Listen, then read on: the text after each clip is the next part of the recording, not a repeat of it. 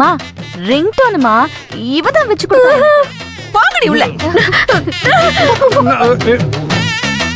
வந்து வாச்சிருக்குதுங்க பாரு. நில்ல, நான் உன்னை போ சொன்னா இல்ல வழக்கமா நீ போ சொல்லுவ, இன்னைக்கு சொல்லல. அதான் இப்ப நிக்கணுமா இல்ல போட்டுமா?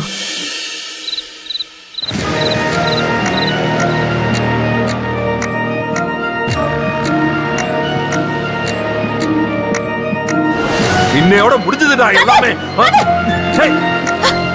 நீ எதுக்கடி குறுக்க வர?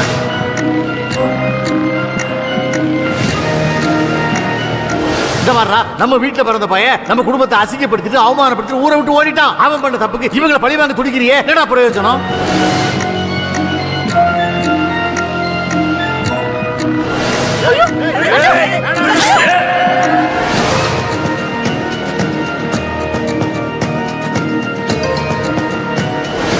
எண்ணி 3 மாசத்துல என் அக்கா தங்கச்சிக்கு எல்லாருக்கும் கல்யாணம் பண்ணி வைக்கிறேன். இது என் குலதெய்வம் மேல சத்தியம்டா.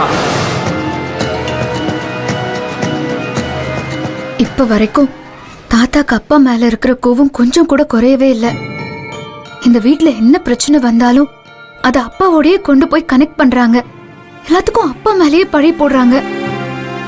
இப்போ கதிர் விட்ட சவால்ல ஜெயிக்கணும்.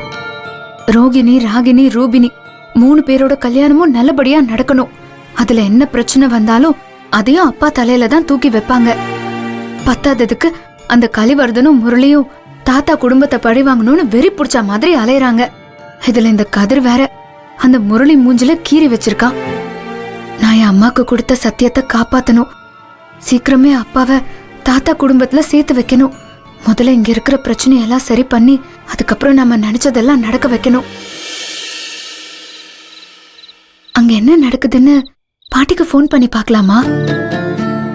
எதுக்கு போனு, நேராவே போய் பார்த்துட்டு வந்துருவோம். ஆனா நாம போனா ஆண்டியும் கதிரும் வீட்டுக்குள்ள நம்மள விடுவாங்களா? போராடுறதுன்னு முடிவு பண்ணியாச்சு. அப்புறம் என்ன வந்தாலும் ஒரு கை பாத்துருவோம்.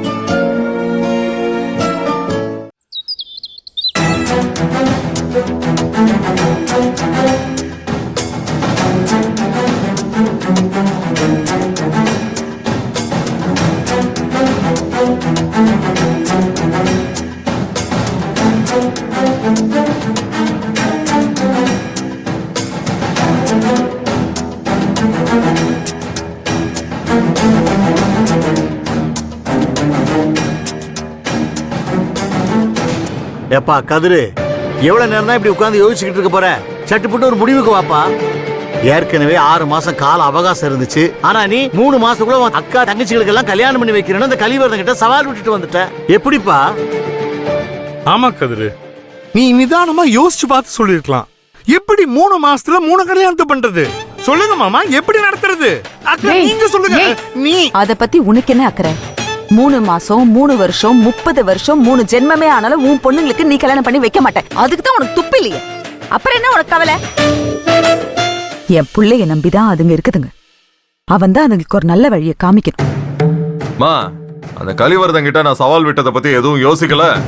இந்த சொத்தெல்லாம் நம்ம கையை விட்டு போனா கூட நான் கவலைப்படவும் மாட்டேன். என் அக்கா தங்கச்சிகளுக்கு நல்லபடியா கல்யாணம் பண்ணி வைக்கணும், அவ்வளவுதான். அவங்க எதிர்காலம் நல்லா இருக்கணும், அதை பத்தி தான் யோசிச்சுட்டு இருக்கேன். அதுக்காக யாரோ போற வரவங்கிட்ட நம்ம சொத்தை தூக்கி கொடுக்க முடியுமா கதிர்? நாம நினைச்சா 3 நாள்ல இவ கல்யாணத்தை நடத்தி முடிச்சிடலாம். மா என்னமா பேசுற? என் கல்யாணம் உனக்கு அவ்வளவு கேவலமா போயிடுச்சா? நீ ஏதாவது பேசுன பெத்த பொண்ணுன்னு கூட பார்க்க மாட்டேன். அம்மிக்கல்ல வச்சு நசுக்கி தூக்கி போட்டுட்டு போயிட்டே இருப்பேன். அம்மிக்கல்னா அரைக்கிறது. ஓ சும்மா ஏதாவது பேசிட்டு. உங்க 3 பேரால எங்களுக்கு ஏதாவது நல்லது நடந்திருக்கா?